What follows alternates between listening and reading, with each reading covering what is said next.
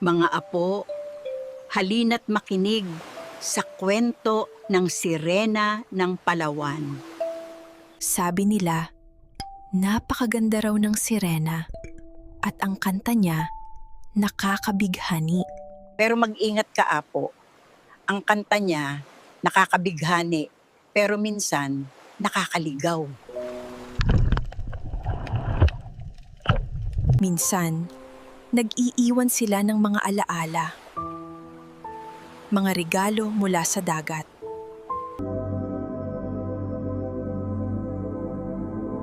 Ang dagat, may sariling buhay yan. Dapat igalang.